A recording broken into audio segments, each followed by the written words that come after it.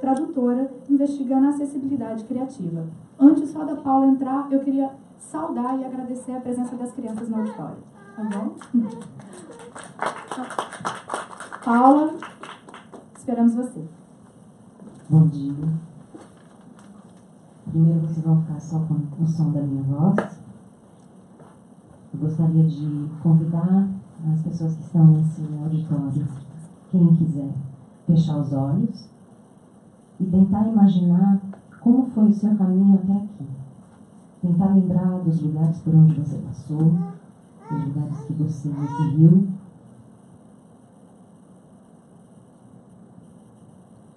E agora tentar imaginar esse lugar onde você está sentada agora. Sentada, sentado.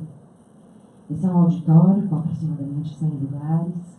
Existem cadeiras vermelhas, outras cadeiras são pretas.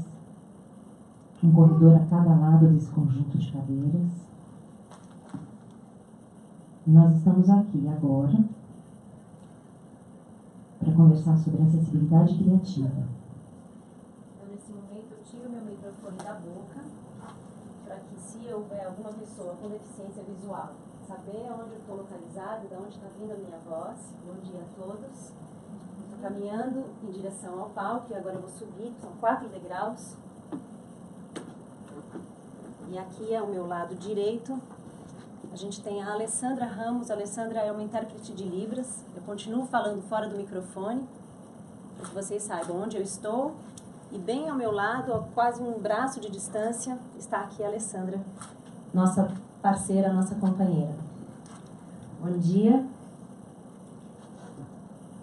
Agora que vocês se lembraram de onde vieram e onde estão nesse momento, vocês estão olhando para uma pessoa que abre um computador à sua frente, que coloca um fone de ouvido nos ouvidos. E antes de começar com qualquer informação conceitual, e antes mesmo de me apresentar ou de dizer do que se trata essa tal de acessibilidade criativa, a gente vai fazer uma pequena brincadeira. Ali à direita da Alessandra se encontra uma tela,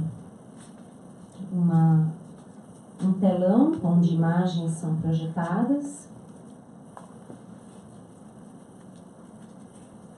Esse telão, nesse momento, tem a palavra Ping, o meu nome, intersecções da audiodescrição, AD, que é a sigla para audiodescrição, e Libras na criação artística. E aqui atrás da gente se encontram palavras escritas num painel em amarelo, no fundo lilás. Está escrito Ping, arte, cultura, educação, conectando. Movimento Maker, agora escrito em branco no fundo verde. Movimento Maker, inclusão, design thinking, economia colaborativa, alfabetização emocional, acessibilidade criativa, alfabetização múltipla, diversidade, cultura, arte, inovação, tecnologia e depois abaixo os logotipos de todos os apoiadores e realizadores desse evento.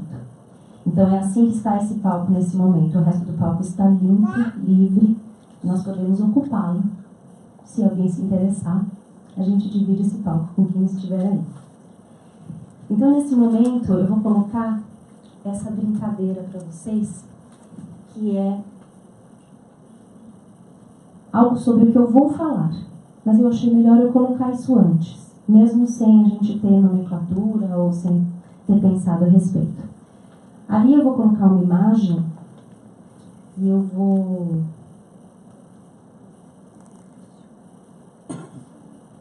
Essa imagem é a imagem de uma exposição que está acontecendo neste momento na cidade do Rio de Janeiro, no Museu do Amanhã. A exposição se chama Inovanças. E quando a gente entra nessa exposição, é assim.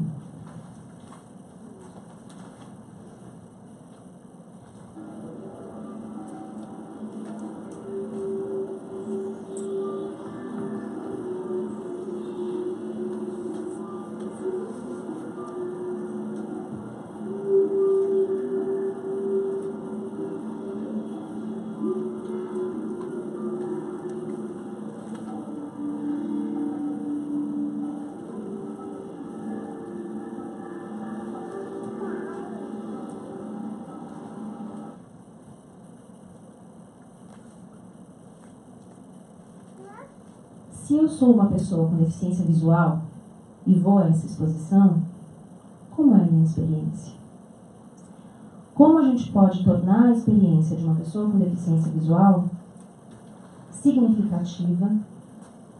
E como a gente pode dar o direito a essa pessoa com deficiência visual de poder conversar sobre essa exposição com outras pessoas na mesa do bar, ou comendo, ou tomando café da manhã, ou com sua família. Então a gente criou para essa exposição uma jornada sonora que é mais ou menos assim. Eu vou reproduzir. Isso é uma jornada sonora que a pessoa tem acesso através de seus fones de ouvido, de seus equipamentos, um tablet do museu ou o seu próprio celular. Existe ali um código que você aproxima seu celular, tendo esse aplicativo, e você acessa um áudio. E o áudio é assim.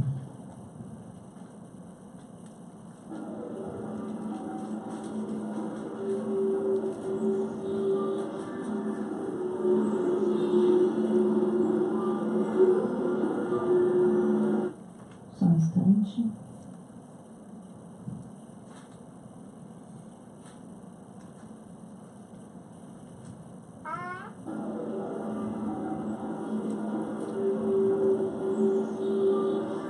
Ouça. Não há caminho nessa frente. Um caminho de tiras brancas penduradas, iluminada por uma luz azulada. São de material plástico. Podemos tocar se quisermos, senti-las e usá-las como guias, penetrá-las. Este som é o som de uma projeção que inunda as tiras brancas e inunda o piso, inunda todos nós com imagens de uma revoada de pássaros brancos. Centenas de pássaros brancos que se aproximam, se afastam, se aproximam, num barulho de cores e movimentos. Nunca se trombam, voam juntos, se separam, voltam a se reunir nos ares. Mergulhamos no mundo dos pássaros. Somos convidados a atravessar esse rio de tiras por esse caminho sem muros. Caminhamos. Estamos no leito de um rio imaginário, como diz Fernando Pessoa, é o tempo da travessia, e se não ousarmos fazê-la, teremos ficado para sempre à margem de nós mesmos. Conforme a dança de pássaros avança, nós também avançamos e frases são projetadas no labirinto de tiras. A vida em alta diversidade, a colaboração potencializa a inovação e todos podem inovar. As frases aparecem, se evaporam, reaparecem, se evaporam, dançam, se evaporam, reaparecem, dançam, se evaporam.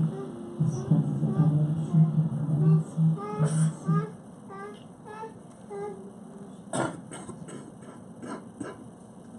E assim, esse áudio segue, direcionando e conduzindo essas pessoas nessa exposição,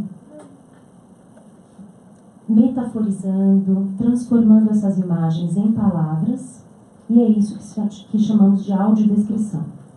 Muitas pessoas já conhecem esse recurso de acessibilidade, outras não, mas esse recurso é um recurso que foi criado para traduzir em palavras tudo que está no campo da visão. Muitas vezes a gente escuta que a definição de audiodescrição é uma descrição objetiva do mundo visível. Ela pode e deve ser objetiva na medida do possível e na medida do assunto ou da imagem que for descrita. Mas no campo da arte e da cultura, a gente imagina que, através da linguagem poética, a gente pode sim se utilizar da subjetividade e sim conduzir as pessoas a uma jornada um pouco mais subjetiva, um pouco mais significativa e que emocione e que afete. É nesse sentido que a acessibilidade criativa existe. A acessibilidade criativa é uma abordagem, é uma forma de se utilizar da língua de sinais, por exemplo, ou da audiodescrição, ou das legendas descritivas, que muitas vezes a gente encontra, o closed caption, como se utilizar desses recursos no campo da arte e da cultura. Esse é o tema desta conversa. Se a gente pensar que quase 47 milhões de pessoas no Brasil se consideram como tendo algum tipo de deficiência é quase 1/4 da população brasileira. Uma cidade já não tão pequena tem 45, uma cidade grande tem 45 milhões de habitantes. Então, se a gente pensar que essas pessoas todas, independente de suas condições, umas com mais condição de mobilidade, outras menos, elas têm o direito de participar do mundo, do campo da arte e da cultura, tanto quanto qualquer outro cidadão. Então, mais e mais a gente percebe que a gente precisa olhar para essa questão. As pessoas com deficiência são aquelas pessoas que têm condições permanentes de impedimentos de natureza física, intelectual ou sensorial. Então, como fazer? Se a gente pensa no campo das palavras, no significado das palavras, um texto que me tocou muito e que eu trago aqui para vocês alguns extratos, se chama Notas sobre a Experiência e o Saber da Experiência, do Jorge Lavrossa-Bondia. Ele diz que o sujeito moderno se relaciona com o acontecimento do ponto de vista da ação. O sujeito moderno está sempre desejando fazer algo, produzir algo, regular algo, independentemente desse desejo estar motivado por uma boa vontade ou uma má vontade. O sujeito moderno está sempre atravessado pelo afã de mudar as coisas. E nós somos esses sujeitos, ultra informados, transbordantes de opiniões, super estimulados, mas também sujeitos cheios de vontade e hiperativos. Hiperativo no sentido metafórico, no sentido não da condição hiperatividade, mas desse excesso de atividade. E por isso, porque sempre estamos querendo o que não é, porque estamos sempre em atividade, porque estamos sempre mobilizados, não podemos parar. E por não podermos parar, nada de fato nos acontece. A gente só está em movimento o tempo todo. Aí ele diz também que a experiência, a possibilidade de que algo nos aconteça ou nos toque, requer um gesto de interrupção. Um gesto que é quase impossível nos tempos que correm. Requer parar para pensar, parar para olhar, parar para escutar, parar para ir mais devagar, sentir mais devagar, demorar-se nos detalhes, suspender a opinião, suspender o juízo, cultivar a atenção e a delicadeza, abrir os olhos e os ouvidos, falar sobre o que nos acontece, aprender a lentidão, escutar os outros, cultivar a arte do encontro, calar muito, ter paciência e dar-se tempo e espaço. Então eu trago esse trecho, essa fala para cá, porque é isso que norteia o trabalho do artista que começa a olhar para todas as condições que propõem um novo pensamento, uma nova abordagem. A inclusão de línguas e linguagens que antes não estavam no cardápio. Poder parar, que interessante, um cadeirante enfrenta barreiras na cidade, enfrenta barreiras de mobilidade urbana e ele demora muito mais para chegar em muitos lugares que ele precisa ir. Será que o olhar, sendo esse cadeirante uma pessoa vidente, será que o olhar nessa velocidade mais lenta não permite que esse cadeirante enxergue mais coisas do que eu, por exemplo, que ando que nem uma louca? Que ando correndo o tempo inteiro? Eu machuquei meu dedinho essa semana, eu estou com o dedinho talvez quebrado, eu não sei. Eu estou andando muito mais devagar do que normalmente eu ando e eu percebo que isso gera um movimento interno em mim, eu olho outras coisas. Quando eu vejo um ser humano que se comunica pelo movimento do seu corpo o tempo todo, e essa comunicação é eloquente, tão eloquente quanto qualquer outra, e eu sou um artista, isso, se eu realmente paro para prestar atenção, isso me toca, isso me encanta, isso me inspira a pensar novas formas de trabalhar. Esse pensamento todo só é possível porque existe uma maneira de olhar para a deficiência, uma abordagem que se chama modelo social da deficiência. E o modelo social da deficiência, ele retira do ser humano com deficiência a culpa de ter aquela deficiência e a incapacidade. O modelo social, ele olha para o ser humano, olha para suas habilidades, seja lá quais forem, seja lá qual for a condição desse ser humano, e olha para a sociedade e para o ambiente e começa a dizer, ok, a deficiência aqui é não existir uma rampa para subir nesse palco. É um desafio olhar para toda a arquitetura à nossa volta e pensar, uau, nunca tinha parado para pensar nisso. O carrinho de bebê, por exemplo, seria muito mais simples se existisse uma rampa para descer. Não tem problema que seja assim hoje, porque o modelo social também diz, vamos pensar nas soluções e não só no problema. Então, se eu tenho aqui, por exemplo, hoje, uma pessoa surda ou uma pessoa com deficiência visual, a gente pensou numa solução. A solução é ter a Alessandra fazendo aqui essa interpretação em Libras, ter a descrição do que está acontecendo à nossa volta, no caso, neste momento, com a minha voz, com a minha narração. Por exemplo, agora tem um bebê subindo uma escadinha, porque esse bebê está a fim de subir no palco. Como que é o nome dele? Henrique. Olá, Henrique, bom dia. Henrique nos olha com olhos muito abertos e muito curiosos. Tendo dito isso a respeito do modelo social, eu agora quero trazer para vocês uma experiência. Eu não tenho imagens para mostrar, mas eu tenho um convite a fazer. Se alguém for a São Paulo no dia 18 e 19 de novembro, estará em cartaz no Itaú Cultural uma peça que se chama A Princesinha Medrosa.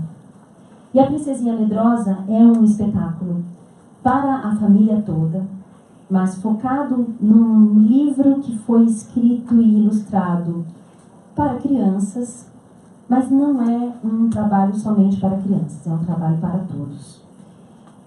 E cada vez mais, no meu trabalho, de muitos colegas, a gente quer criar trabalhos para todos. Na Princesinha Medrosa, a intérprete de Libras é um personagem da peça. E ela está em cena o tempo todo.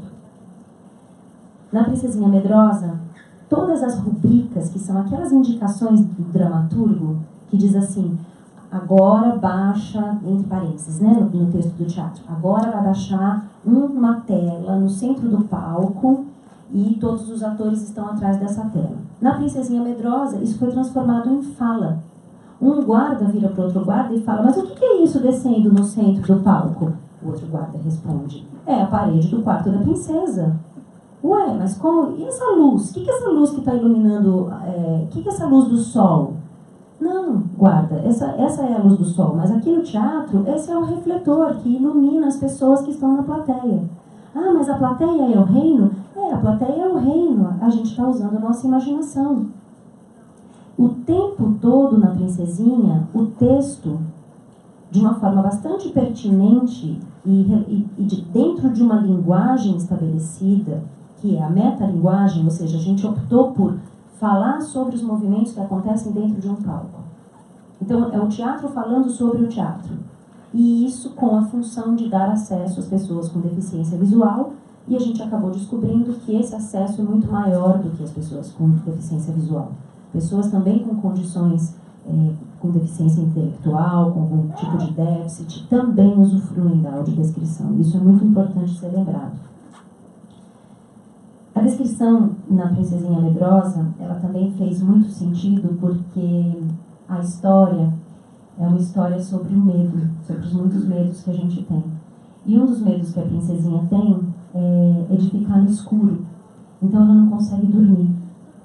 E num determinado momento, ela encontra um amigo que propõe a ela fechar os olhos e escutar o barulhinho das estrelas.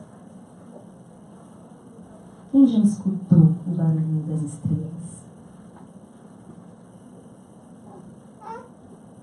E o tempo todo durante a peça, a gente brinca com os sentidos. E a gente começa a misturar. Se a gente diz que a gente pode escutar o barulho das estrelas, não há limite para todas as outras transposições, para todas as outras traduções que a gente pode fazer.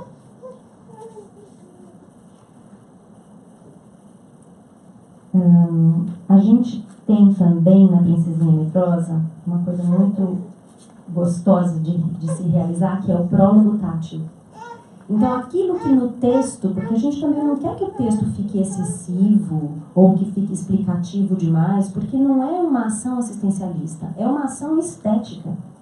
Então, como a gente resolve elementos que estão no palco, a gente criou o prólogo tátil, ou seja, as pessoas, as 30 primeiras pessoas, com deficiência visual ou não, são convidadas a adentrar o palco antes do espetáculo começar, e elas fazem um passeio.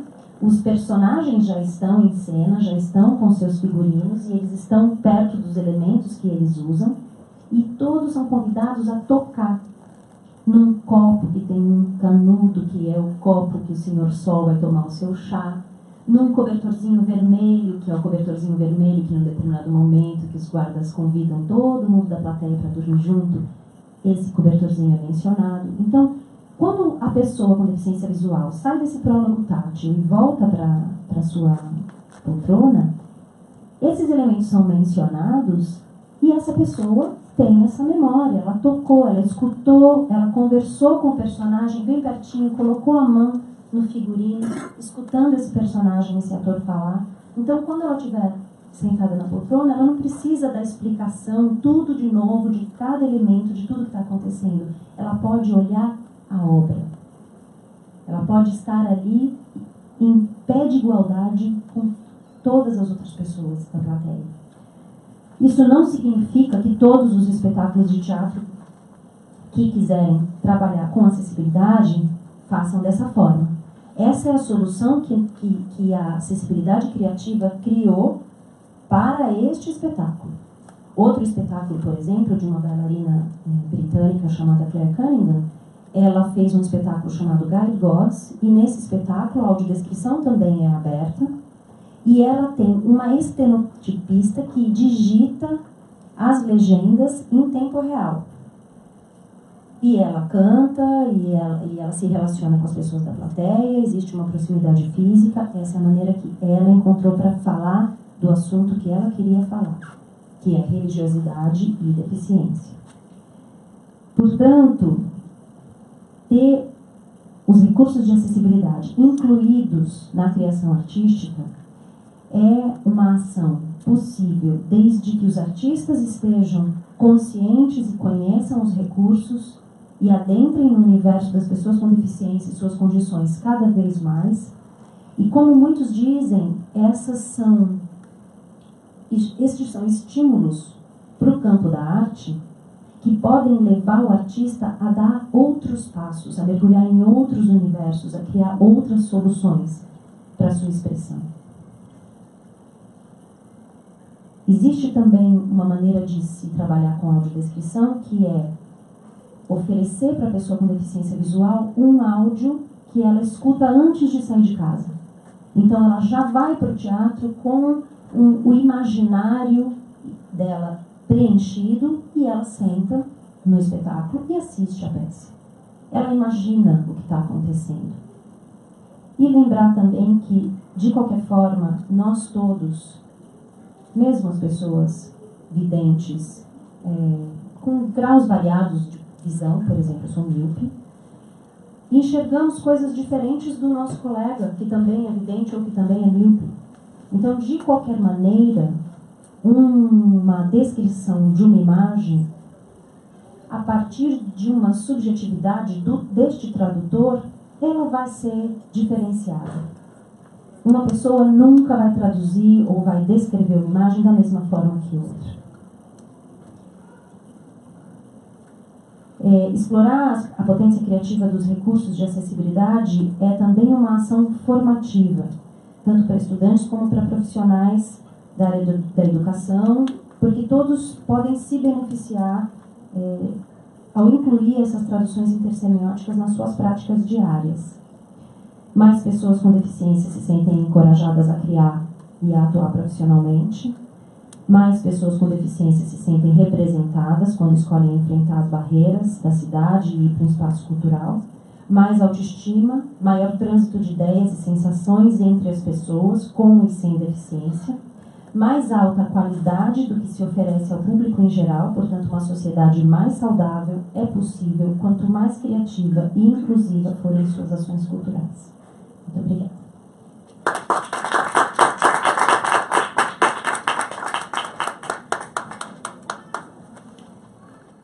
Maior das pessoas com deficiência, a participação das pessoas com deficiência em tomadas de decisão na sociedade, e esses recursos, tanto a língua de sinais começa a entrar um pouco na vida das pessoas, e as pessoas pesquisadoras das questões de deficiência visual começam a trabalhar a descrição das imagens,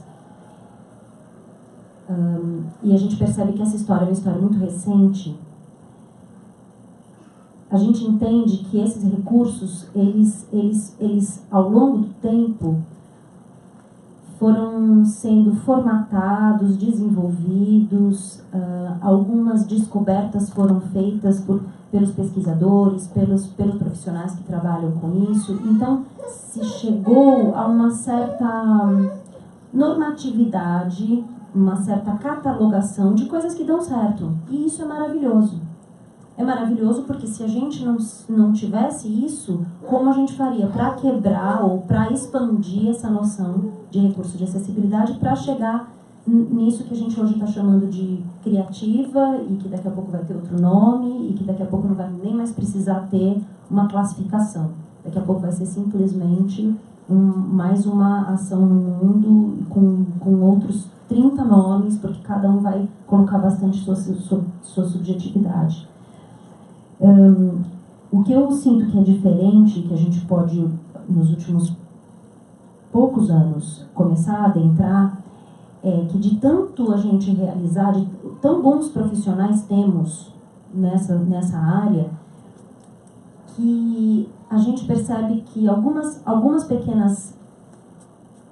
talentos se despontam. E, por exemplo, você começa a perceber que existe um audiodescritor específico que, quando faz a descrição de um espetáculo de dança, é sensacional, propõe uma série de sensações e imagens. Outro audiodescritor é muito bom para descrever slides num seminário de medicina.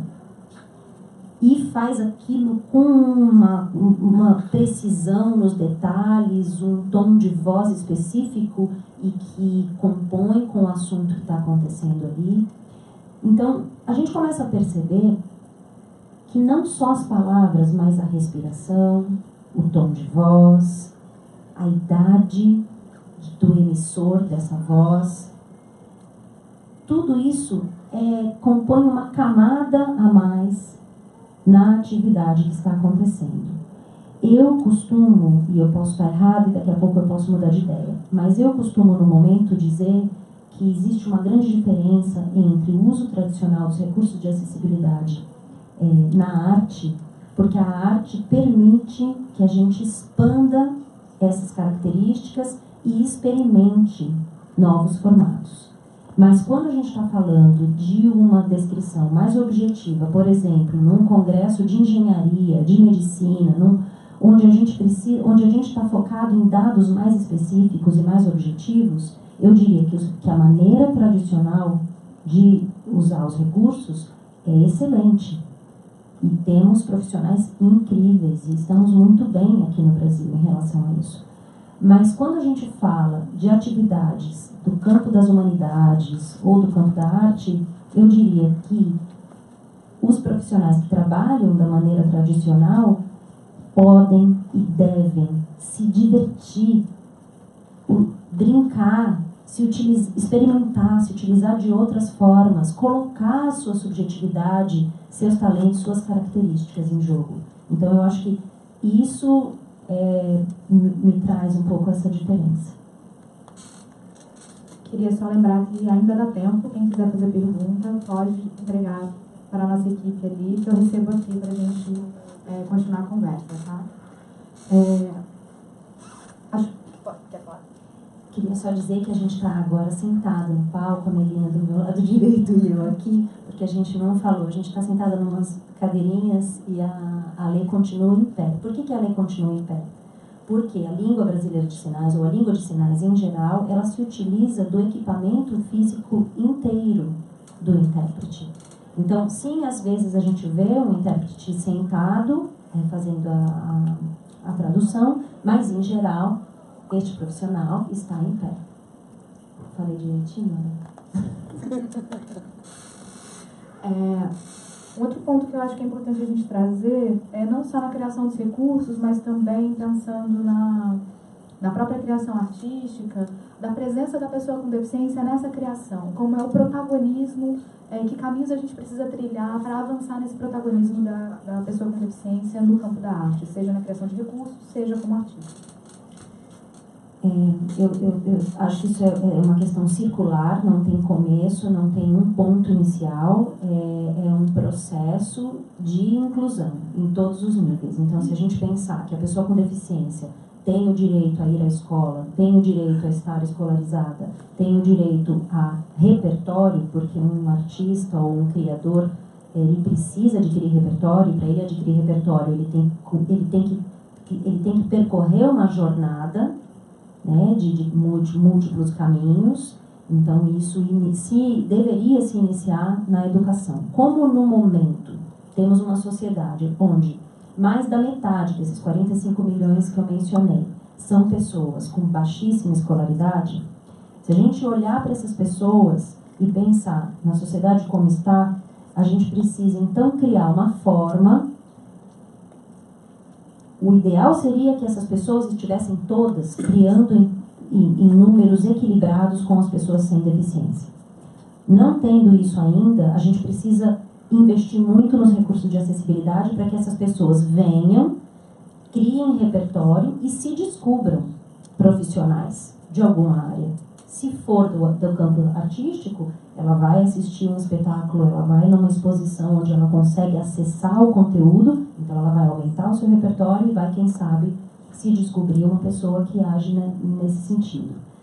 E existe uma coisa que eu não tinha comentado antes, que é a presença da pessoa com deficiência desde o momento 1 de uma criação artística que vai trabalhar com inclusão, que vai trabalhar com recursos de acessibilidade. Então é muito importante que essas pessoas estejam sempre junto.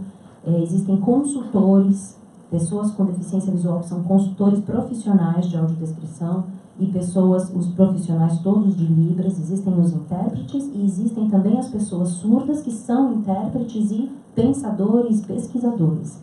Essas pessoas precisam ser localizadas, consultadas, contratadas, são profissionais muito sérios e muito importantes nesses processos.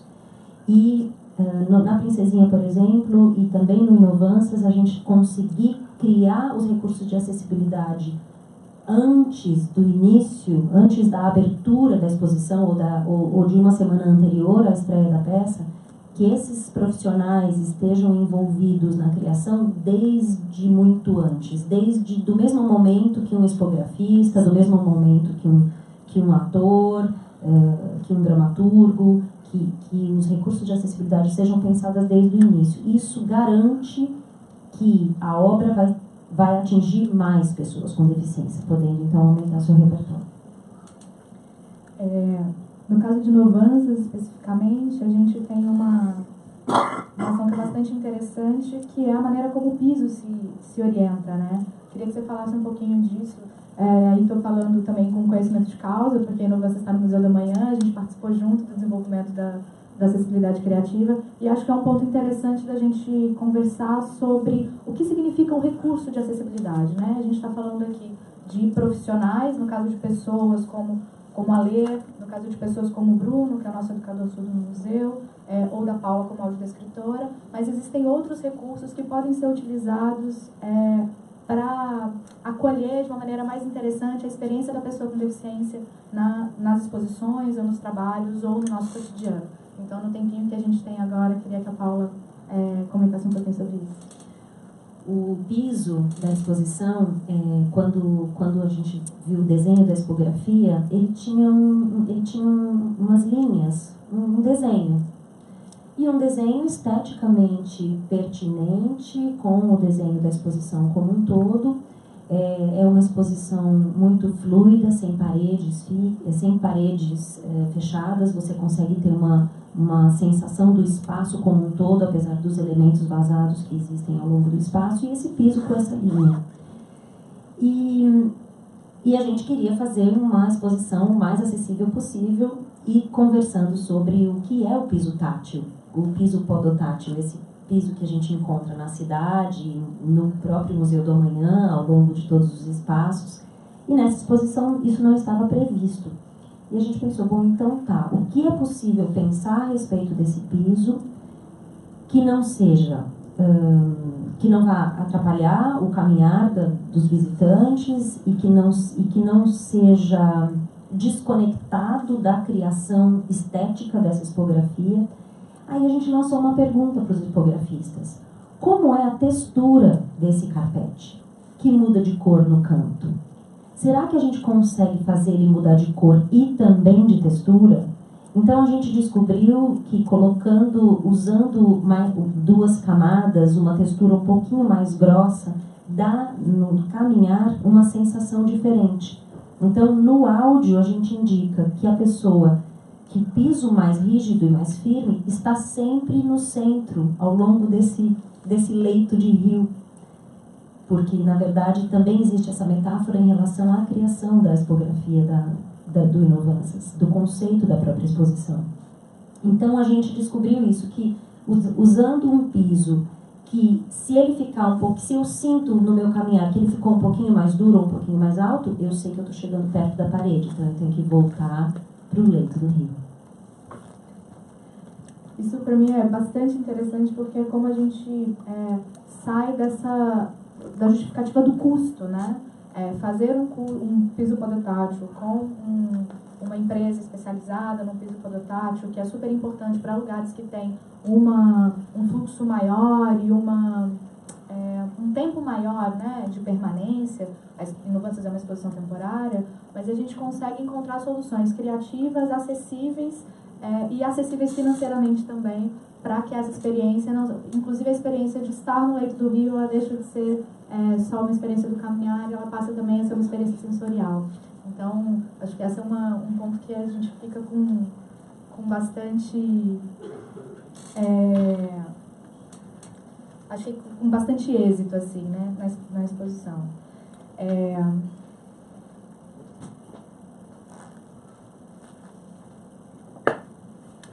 Tá. A gente pode avançar um minutinho, então? Tá. Porque a gente chegou à nossa primeira pergunta do público, então acho que é importante acolher essa pergunta, que é uma pergunta especificamente diretamente para a Paula. Se você sabe de alguma experiência, ou pode dizer como, ou se a audiodescrição pode ser útil para professores ou educadores em geral, que não necessariamente trabalham com pessoas com deficiência. Então, pensar nessa descrição poética do mundo, ela pode ser utilizada em outra dimensão. Obrigada por essa pergunta, porque essa pergunta também tem a ver com algo que eu queria colocar e estou pensando em como colocar.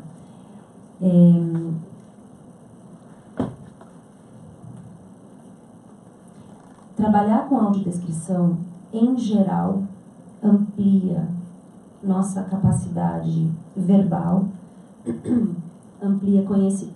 Você necessariamente precisa trabalhar mais a escolha das palavras que você usa para se expressar.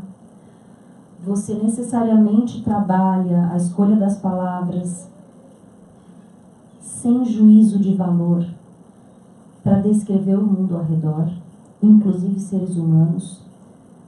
Descrever seres humanos na audiodescrição é um dos maiores desafios, porque o seu repertório, os seus preconceitos, nossos preconceitos, tudo isso permeia a maneira como eu olho para um ser humano e como é que eu faço para olhar para esse ser humano e traduzir essa imagem que eu estou assistindo do ser humano para palavras que não tenham juízo de valor, que não pressuponham nada.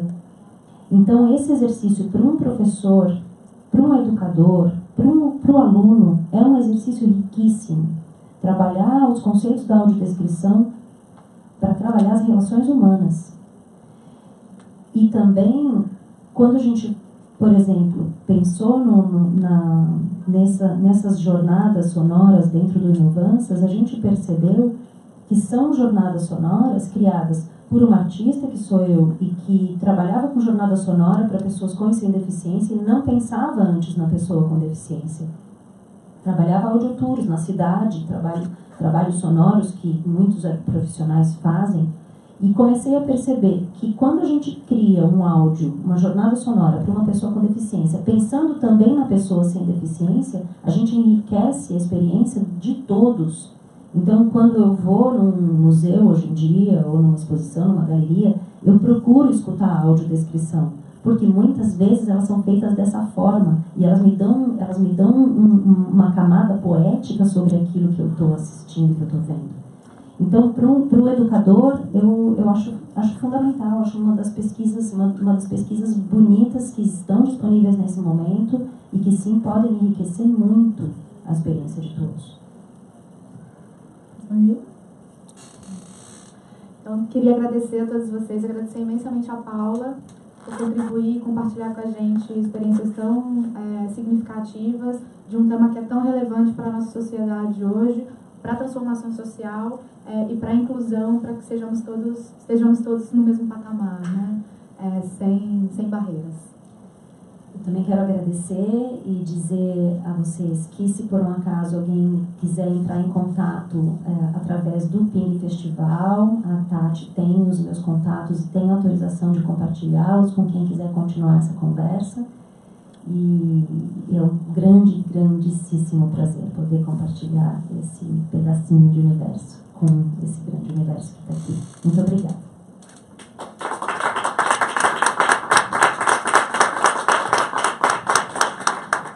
Então a gente encerra agora num tempinho da gente organizar aqui para a nossa